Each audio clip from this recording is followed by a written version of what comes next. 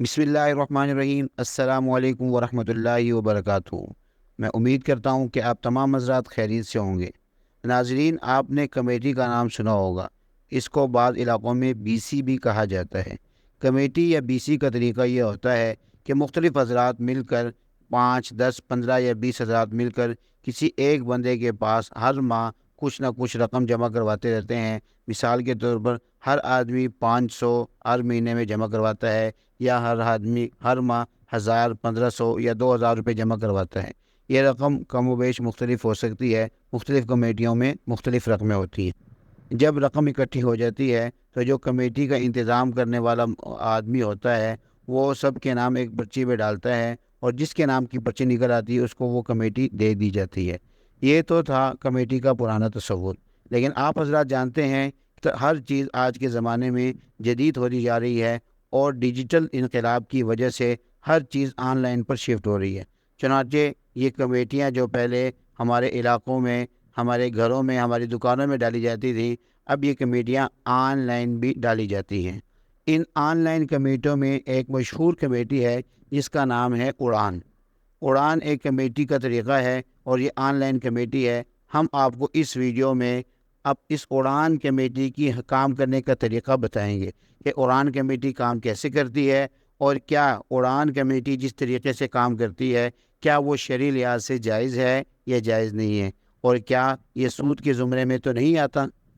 उड़ान कमेटी के काम करने के तरीके को सुनने से पहले और समझने से पहले ये बात जान लें कि जो कमेटी का रवायती तरीक़ा था जो हमने पहले बयान किया है, उलमा के नज़दीक ये तरीक़ा जायज़ है। बाद हज़रात इस पर इश्काल करते हैं, लेकिन अक्सर उलमा के नज़दीक इस तरीके से कमेटी डालना जायज़ है।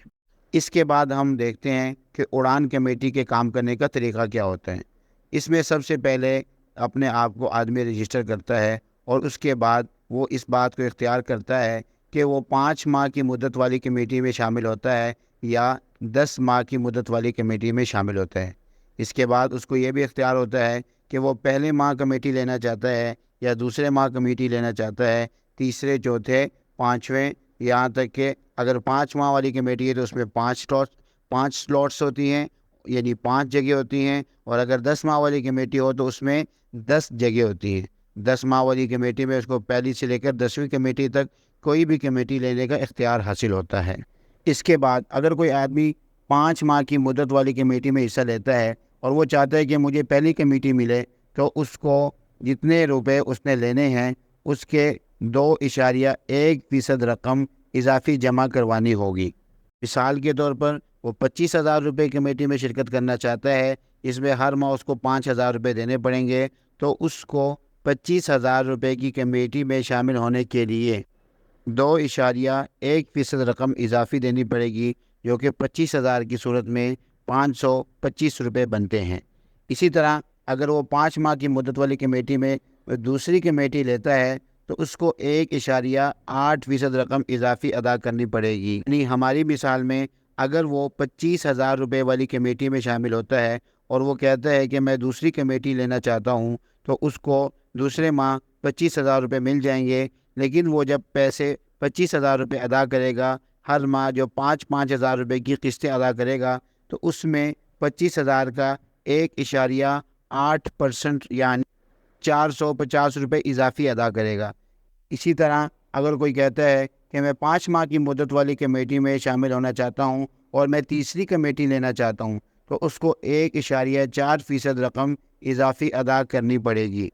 यानी हमारी बयान करदा मिसाल के मुताबिक अगर वो तीसरे महीने में 25,000 रुपये लेता है, तो वो 5 महीने में जो 25,000 रुपये अदा करेगा, तो वो सिर्फ 25,000 रुपये अदा नहीं करेगा, बल्कि 25,000 पर 1.4% जो उसका बनता है उतनी रकम वो इजाफे अदा करता है। और हमारी मिसाल में 25,000 का 1.4% 350 रुपये बनता है।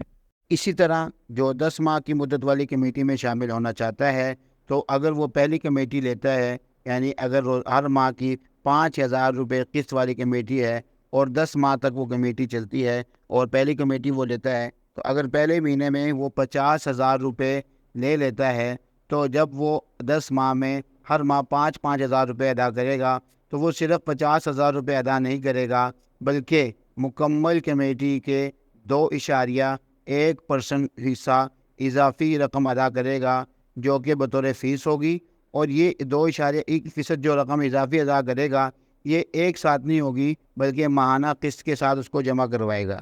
50,000 کا 2.1% 1,050 روپے بنتے ہیں۔ یہ تو تھا اڑان کمیٹی کے کام کرنے کا طریقہ۔ اب ہم دیکھتے ہیں کہ کیا اڑان کمیٹی میں حصہ لینا شرعی لحاظ سے جائز ہے یا نہیں ہے۔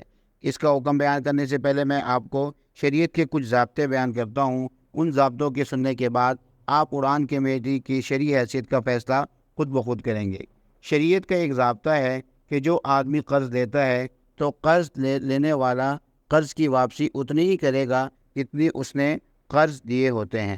یعنی اگر ایک آدمی کسی سے 50,000 روپے قرض لیتا ہے تو واپسی میں اس کو 50,000 روپے ہی دینے پڑیں گے۔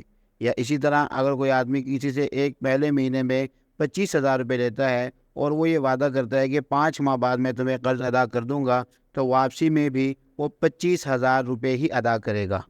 جبکہ اڑان کمیٹی کی حقیقت یہ ہے کہ جو آدمی پہلی کمیٹی لیتا ہے تو وہ ایک اعتبار سے اڑان سے قرض لے رہا ہوتا ہے۔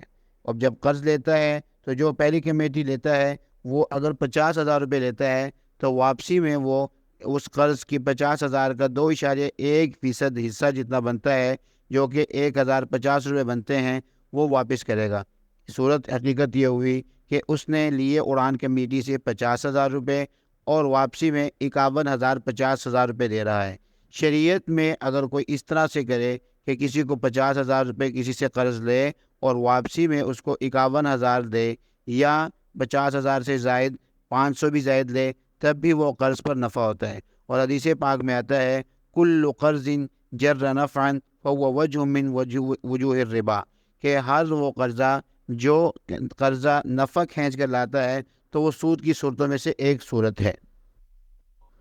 لہذا ہم یہ کہہ سکتے ہیں کہ اڑان کمیٹی میں حصہ لینا درست نہیں ہے، اس لیے کہ یہ قرض دیتے ہیں اور قرض میں واپسی پر سود لیتے ہیں۔